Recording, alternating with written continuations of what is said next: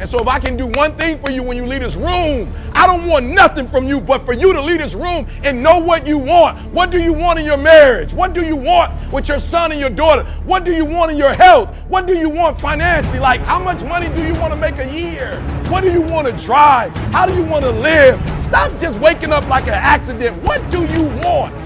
And then once you find out what you want, spend the rest of your natural life waking up and going after it. The reason why I speak with so much passion, E.T., why do you speak with so much authority? Because I'm talking about my life, not something that I read. I ate out of trash cans. I had no business eating out of trash cans. I lived in abandoned buildings. I had no business living in abandoned buildings. But E.T., your daddy wasn't in your life. Your mom was a teenage mother. You grew up, come on, E, look at your search. That's not an excuse. There is no excuse for not living up to your fullest potential. No excuse. I told you, I didn't get a new daddy. I didn't get a new mama. What changed? I changed. And I stopped being a victim. I stopped saying, I've got to wait for good things to happen to me. And I said, I'm going to grind. I'm going to fight. I'm going to work. I'm going to press toward. I'm going to learn. I'm going to do everything in my power. Every single day, I'm going to do everything in my power to become a victor and not a victim. Now let me say this before I move forward, and I can't explain it, but you better feel me. Winners win and losers lose. I can't explain it any better than that. I don't know how it happens, but winners win. And if you create a culture of losing, if you keep being a victim, if you keep letting losing happen to you, if you keep letting people do you and treat you any kind of way, it's going to become a culture. I tell y'all, I'm not from New Zealand, guys. Come on, listen to me very closely. I'm not from New Zealand, but I know about, let me say it this way so I can help you. I know about what team. I've never seen All Blacks play a day in my life. I've never been to the stadium. Where's the stadium? Help me out, where's the stadium? Okay, I'm going, see what I did? I've never been to the stadium. You're like, Eric, the stadium? That's Hobbit that way, Eric, that's not the stadium. The stadium is this way. I've never been there a day in my life. And if you watch some of my videos, I have All Blacks in my videos. Why? Because they're what? They're winners. And when you're a winner, you don't even stay in your own little town. When you're a winner, winning spreads. So everybody, I got videos where I'm like, y'all, I don't really know how to show my passion. Somebody said, get the All Blacks. I'm like, yep, that's what I need, All Blacks.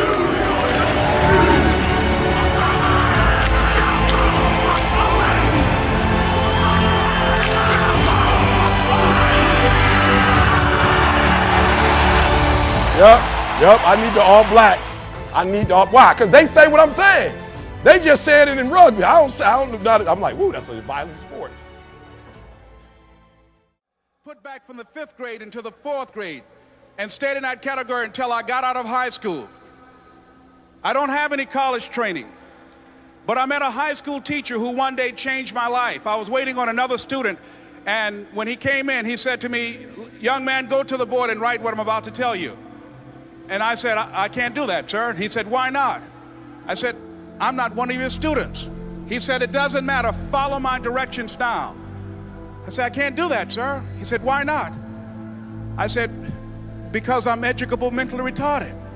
And he came from behind his desk and he looked at me. He said, don't ever say that again. Someone's opinion of you does not have to become your reality. I didn't. One is because of fear, the fear of failure. What if things don't work out? And the fear of success. What if they do and I can't handle it?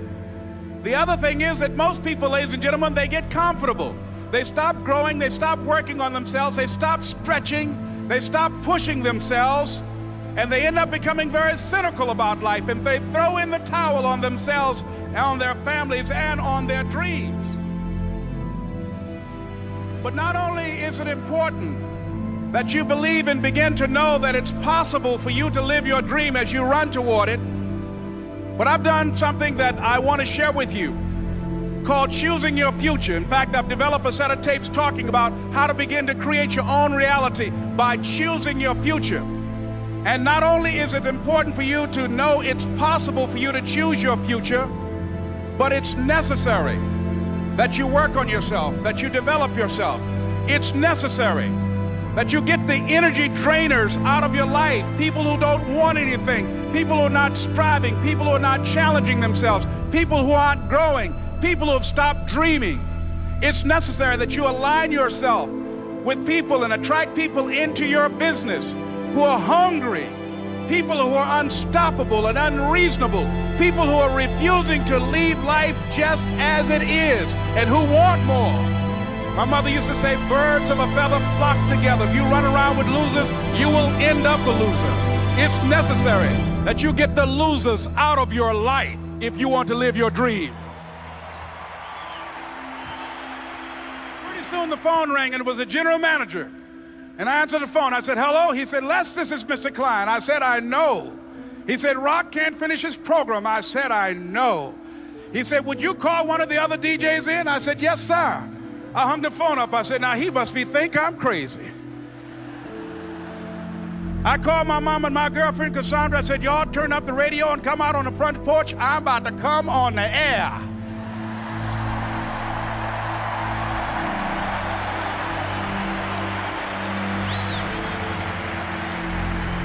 I waited for about 20 minutes, and I called him back. I said, Mr. Klein, I can't find nobody.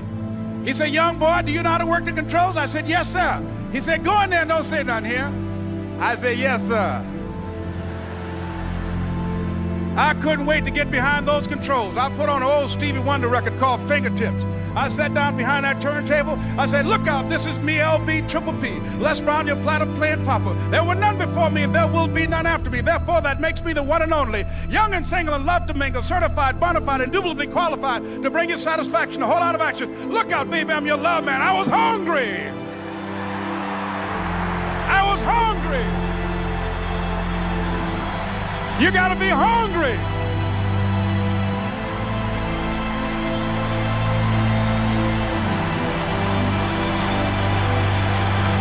You gotta be hungry.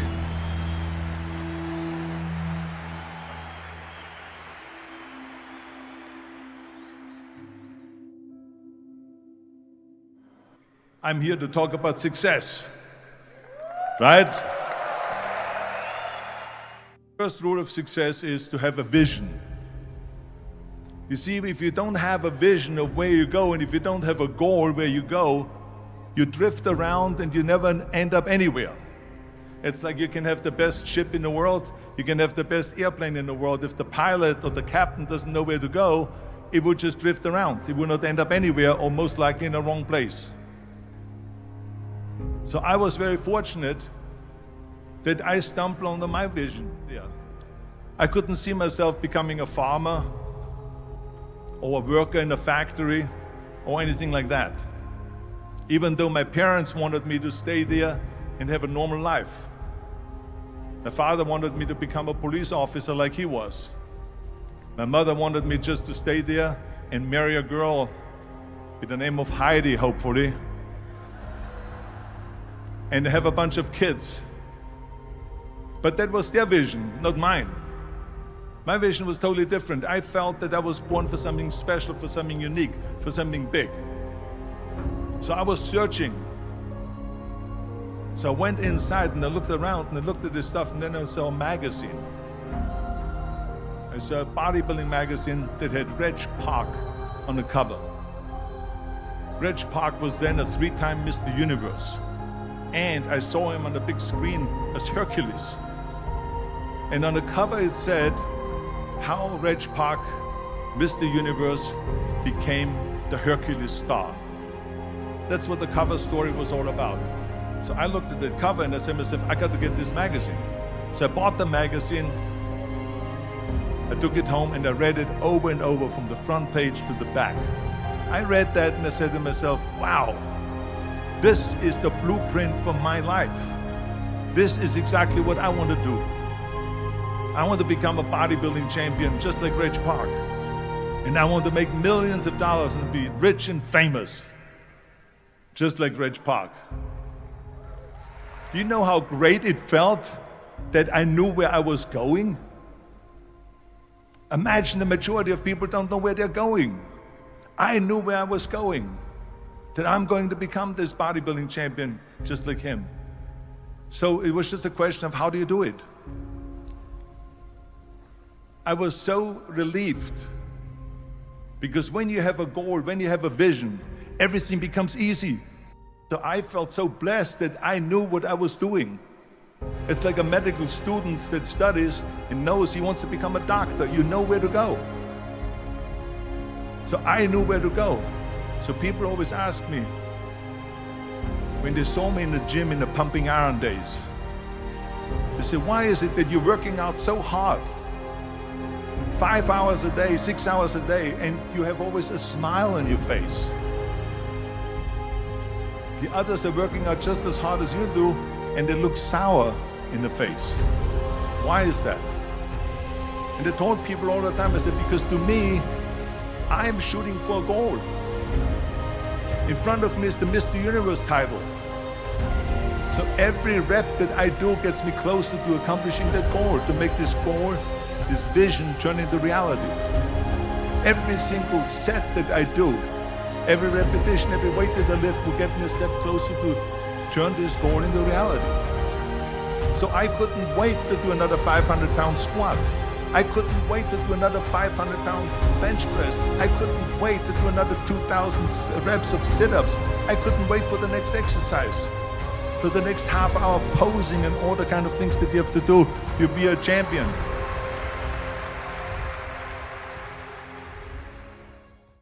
So if you want to make 6 figures, you can't just be talking about you want to make 6 figures.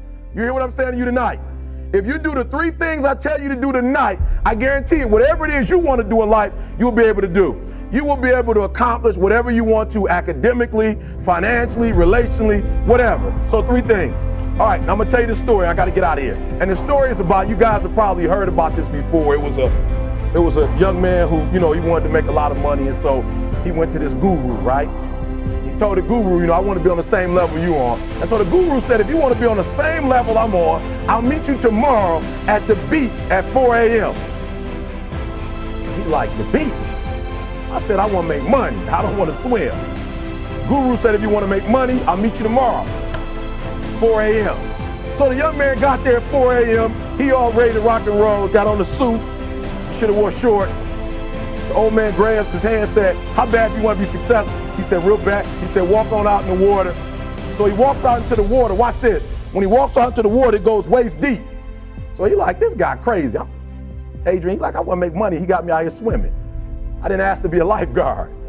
I want to make money. He got me in. So he said, come out a little further. Walked out a little further. Then he had it right around this area, the shoulder area.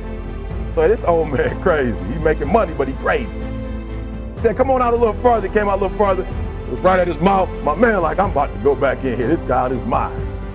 So the old man said, I thought you said you wanted to be successful. He said, I do. He said, walk a little further. He came, dropped his head in, held him down, hold him down. My man getting scratching, holding him down. I got you. I know you brushed it out, but I got you. He had him held down. I need you for an illustration. He had him held down.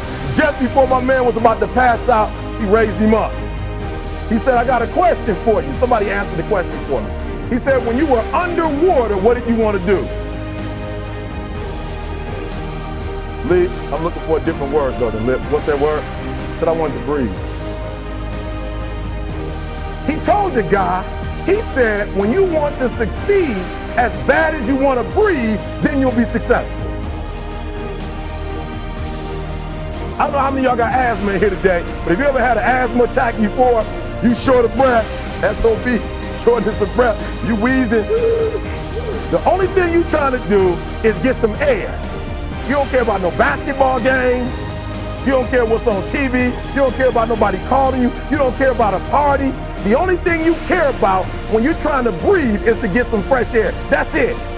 And when you get to the point where all you want to do is be successful as bad as you want to breathe, then you'll be successful. And I'm here to tell you, number one, that most of you say you want to be successful, but you don't want it bad. You just kind of want it. You don't want it badder than you want to party. You don't want it as much as you want to be cool. Most of you don't want success as much as you want to sleep. Some of you love sleep more than you love success. And I'm here to tell you today, if you're going to be successful, you've got to be willing to give up sleep.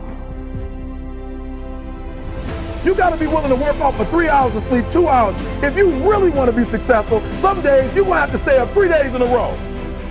Because if you go to sleep, you might miss the opportunity to be successful. That's how bad you gotta want it. You gotta go days without, listen to me, you gotta want to be successful so bad that you forget to eat.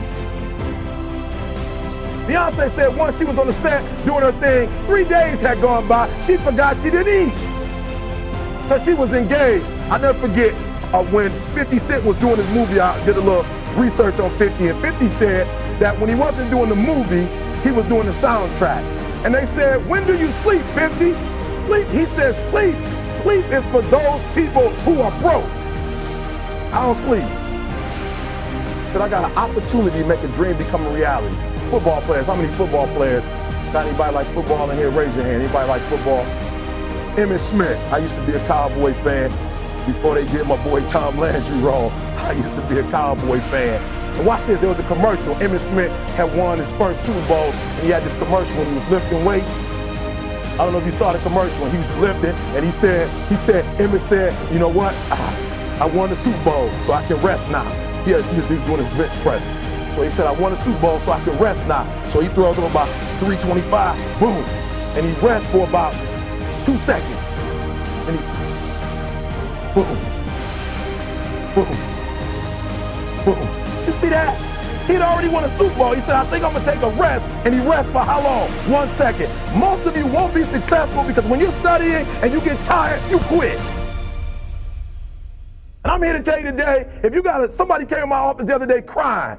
I said, look, don't cry to give up, cry to keep going. Don't cry to quit. You already in pain, you already hurt, get a reward from it. Don't go to sleep until you succeed. Listen to me. I'm here to tell you today that you can come here, you can jump up, you can do flips, you can be excited when we give away money, but listen to me, you'll never be successful until I don't have to give you a dime to do what you do. You won't be successful until you say, I don't need that money, because I got it in here. So listen to me. Emmitt Smith said this at the end of the commercial. Emmitt Smith said, all men are created equal. Some work harder in preseason.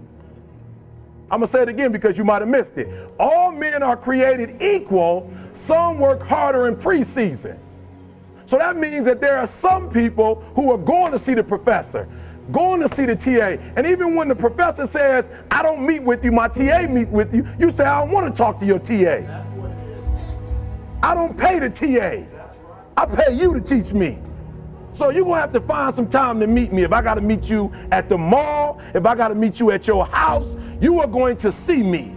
Listen to me. All men are created equal. Some work hard in preseason. When I went to college, guys were way smarter than me.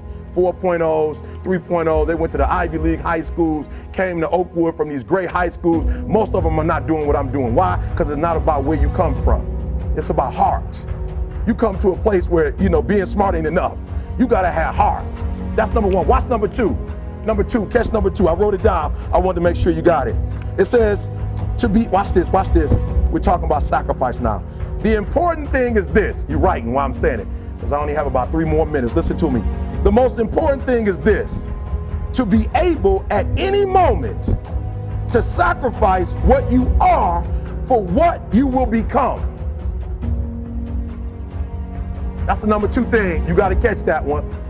To be able to, listen to me, at any moment. Some of you can make sacrifices when Monday Night Football is not on. You can make a sacrifice, but when the game come on, for some reason, you just attached to it. For some of you, when your favorite show come on, you can make sacrifices on Sunday when ain't nothing going on. But when your favorite show comes on Monday, bam, some of you focus until the phone ring, and then you like, I gotta answer it. If I don't answer the phone, I'm gonna die. I'm saying to you today that there are some of you, if you give up your cell phone, you would be successful. But your cell phone is more important to you than your success. I'm gonna say it again, I'm gonna hurt somebody. Some of you need to give up your cell phone, because the time you spend on your cell phone could be used for your success. The time you could be using to be successful, you're using it on the cell. And the cell phone is not bringing you nothing but a bill. And somebody has told you you couldn't live without it. I'm talking about going deep now, giving up stuff. Watch what it says. To be able at any moment to sacrifice what we are for what we could be. I don't do well in math. You're right. You ain't never studied. in writing because you have never written before. But I dare you to fail in writing for a whole year to see if you can get to the end. I dare you to fail. I dare you to take that same class over and over again. I dare you to stop dropping classes like you soft. Always want to give up. I'm dropping. Why are you dropping? I'm so grateful that the slaves didn't drop and quit. Say, I'm just going to stop. I'm a slave. I'm just going to be a slave. I'm going to quit. Listen to me. The slaves said, we will live because one day we will become.